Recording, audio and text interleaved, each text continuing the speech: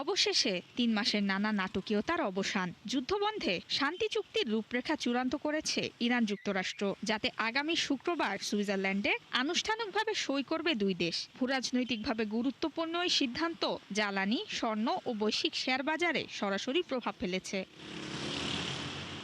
নিজের সামাজিক যোগাযোগ মাধ্যম ট্রুথ সোশ্যালে ট্রাম্প দাবি করেন, শান্তি চুক্তি সইয়ের পর হরমুজে টোলবিহীন অবাধে চলাচল করবে জাহাজ। যদিও এ নিয়ে ইরানের পক্ষ থেকে কোনো ধরনের নিশ্চয়তা পাওয়া যায়নি, তবুও শান্তি চুক্তির সরাসরি প্রভাব পড়েছে বৈশ্বিক জ্বালানি বাজারে।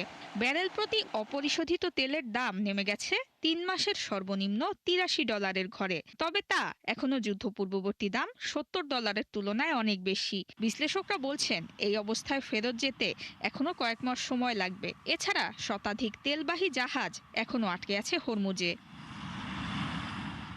সাধারণত যে কোনো বৈশ্বিক সংকটে বাড়লেও এবার উল্টো পথে হেঁটেছে স্বর্ণের দাম। জানুয়ারিতে সর্বকালের সর্বোচ্চ $৫,৩০০ ঘর ছাড়ালেও ৩ মাসের ব্যবধানে প্রায় $১,১০০ দর হারিয়েছে স্বর্ণ। তবে শান্তি চুক্তির ঘোষণায় সে দাম আবারও কিছুটা বেড়েছে। বিশ্ববাজারে আউন্স প্রতি ছাড়িয়েছে $৪,৩০০ ঘর। বিপরীতে কিছুটা পতন হয়েছে ডলারের মানে। আর ২.৫% বেড়ে বিটকয়েনের দাম ছাড়িয়েছে $৬৫,০০০ ঘর। শান্তি চুক্তির খবরে ইতিবাচক ধারায় ফিরেছে বৈশ্বিক শেয়ার বাজারও। সপ্তাহের শুরুতে ঊর্ধ্বমুখী ছিল এশিয়া, ইউরোপ এবং যুক্তরাষ্ট্রের শেয়ার বাজারের সব সূচক।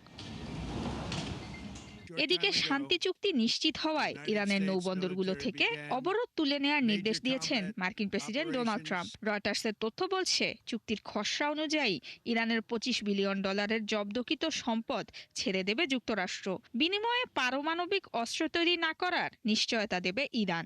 যদিও পারমাণবিক কর্মসূচি নিয়ে আলোচনার জন্য আরও ৬০ দিন সময় রাখা হয়েছে। অন্যদিকে চুক্তি সই হওয়ার পর তেহরানের বাণিজ্য নিষেধাজ্ঞা তুলে নেবে যুক্তরাজ্য, জার্মানি সহ বেশ কয়েকটি দেশ। নুসরাত মৌমি, ৭১।